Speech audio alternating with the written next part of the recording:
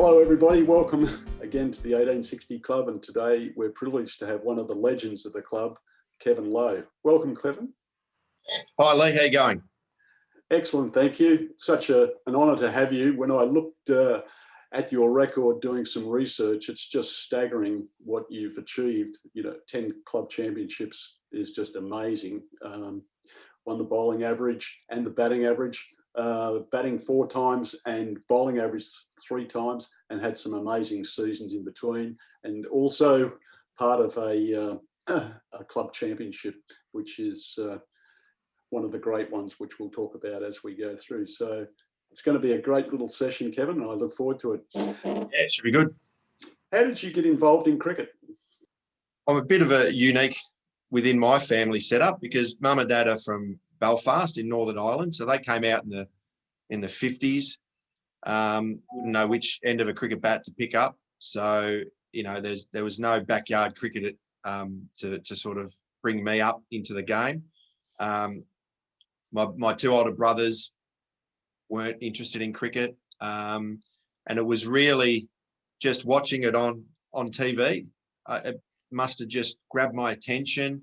I used to watch Test cricket for hours, and I still it popped on the other day, the Wide World of Sports, the old the leading music, for Richie Benaud to pop his head up, and it just brings a shiver down my spine. It just gets me going, and it was just the call of action to run to the front of the TV for the next 6 hours.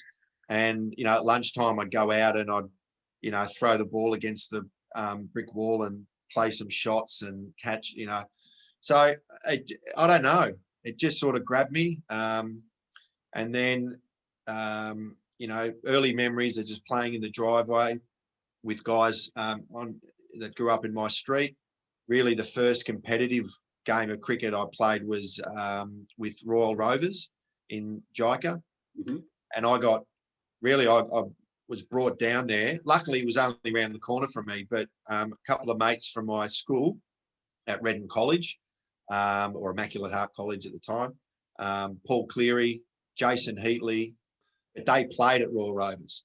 So I just said, "Oh, you play cricket? Where at?" So I just sort of tagged along with them and played under 14s. Wasn't much chop.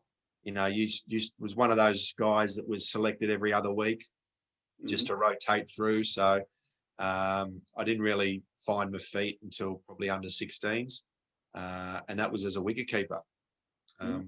Played Dowling. Once again, I tagged with Paul Cleary and Jason Heatley they'd been selected or invited to go down to train for the Dowling at Carlton. Mm-hmm. And I just said, "Can I come?" Oh yeah. So I just jumped on and put my name down and managed to get on as a wicketkeeper. Right. So that was my first representative team. And then I remember playing, I got asked during that carnival, "Can you fill in for the Force as a wicketkeeper?" I was like, "Oh yeah, all right." I was a bit wide-eyed, and so I filled in one Saturday, and it was the worst deck. Now, first time I kept on, obviously the Dowling shirt, but this deck was terrible. The bounce was knee roll, and I was just letting through boundary after boundary of buys. So I had to get right up close to these quick bowlers, for me at that age. And I was getting peppered, and I got home that night like bruises all over the place because I was so close, because the carry wasn't there. Yeah. So that was how I got into cricket, and just went from there, playing, Saturday morning for the juniors, then in the seniors in the afternoon. So full day, fish and chips at lunchtime.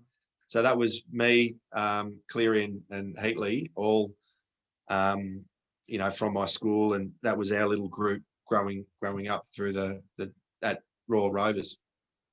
So you were down at Carlton for a couple of years as a youngster. Did you work your way up into the first during that first stint? Yes and no. I've got lots of funny stories.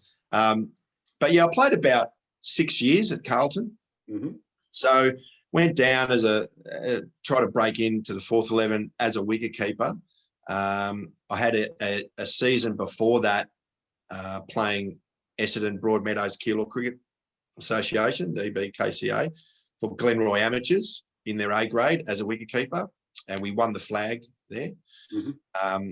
So the following year, I got my car and thought I'd go down.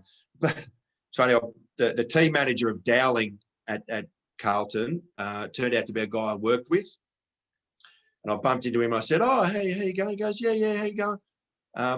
I said, "You still at Carlton?" He goes, "Yeah." I said, "Oh, I wouldn't mind going down." He goes, "Yeah, come down, no worries." So I dropped his name sort of first training night and said I'd go to him, and that made it feel a little bit better, but I didn't know anyone. But basically, yeah, we just worked my way up through the grades. I gave keeping away after the first couple of weeks because the guy who was keeping in the fourths, his dad used to cook the sausages on Thursday night after training. Yeah. And I thought, there's no way I'm taking his spot. So threw the gloves away, started bowling, and it just went from there.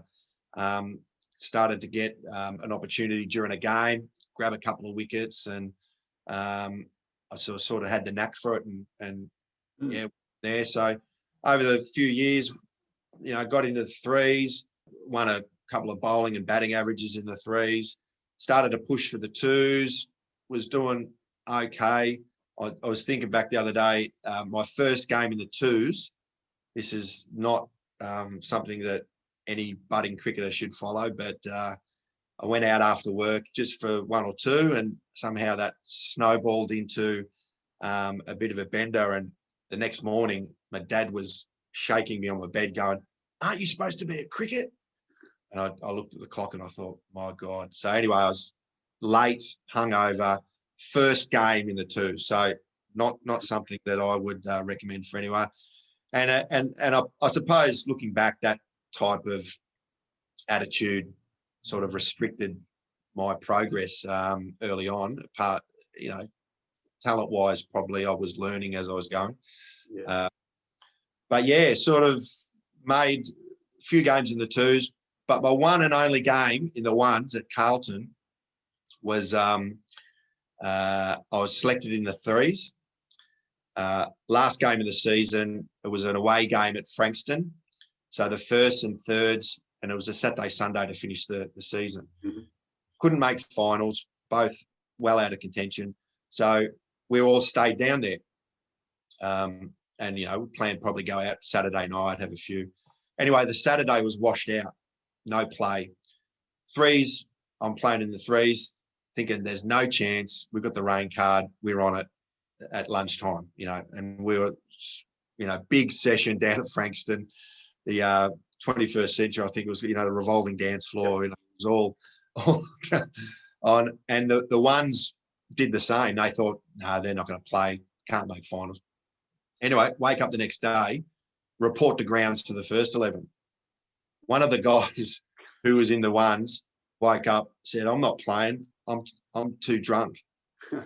Got in his car and drove home to Bendigo or something from Frankston. "I'm too drunk to play, but I'm all right to drive 4 hours." Anyway, Rowan Larkin, who was captain of the ones at the time, he's, I suppose, made a selection, and he grabbed me, he's woke me up, he's going, "Hey, Lowy, you're playing ones today." And my response, well, I looked at him, I went, "Do I have to?" And he's gone, "What? Get up." And I said, "All right." So we, anyway, I got dragged in, bit of a warm-up lap, and there was another state player at the time. At the end of the league, he threw up, he's throwing up. So it was a shambles of a game. But yeah, I got a game. Larko thrown. I think we all got bowled out for a stupid low score. It turned into a one-day, and we got a second innings. I got bowled around my legs to an off spinner. I just sort of fell across. Anyway, we got an opportunity in the second innings. Larko threw me the ball. He goes, "Have a bowl." I said, "All right." Bowled a couple of overs and managed to find the edge. And the edge went to the only sober bloke, Rowan Larkin, in the slips, and he's just caught it, bang. So I got a wicket as well. So didn't really earn a game, but I got one first 11 game at Carlton. And then you were finished up at Preston not long after that. How did you get recruited into the club? Well, I wasn't recruited. Just walked off the street. Oh, So, yeah. I'd started my first season in the UK was in '95. mm-hmm. So that was while I was still at Carlton. At the end of the Australian season, I'd played a couple of games in the twos at Carlton. My last game I took forfeit. So I'm thinking, all right, I'm pretty much established. I'm sort of, done the hard yards. I went to England that year. The coach at the time, Ian Wrigglesworth, I played a game with. I caught up with him a couple of times. So he knew I was over there. And anyway, so we'll come back. Can't do the pre-season because I'm in the UK. And anyway, they select me in the threes. And I wasn't happy about it. And for the first 3 or 4 games of that year, just everything went against me. We had a new captain, so he wasn't giving me the new ball. He was opening with someone else. And every time I did get the ball, a couple of times it started raining. Mm-hmm. So it wet the ball and I couldn't swing it. And I was just like, it was probably November. I was sitting at the outfield just looking up going, I'd rather be anywhere than here. So I said, no, I'm not playing. And I'd grown up in a reservoir boy, reading the Preston Post. And you'd always look in the back and you'd see Preston win another flag, big photos of, whoever's playing at the time, and probably Rowan would have featured prominently. But I just, all those articles, success. And I thought, I'm just going to go down there and see what it's like. So basically I've just rolled up one Tuesday night and said, hi, how you going? My name's Kevin. Can I have a game? So I look back now and having coached there and tried to get players into the club, I thought, there's not too many that sort of walk off the street and say, can I have a game, and sort of, follow on with what I've managed to do down there. So quite extraordinary. If recruiting was only that easy these days. Well, yeah. So, I played a couple of games in the twos, and then after that, I was sort of in the ones. And I think from memory, I saw your interview with Gus.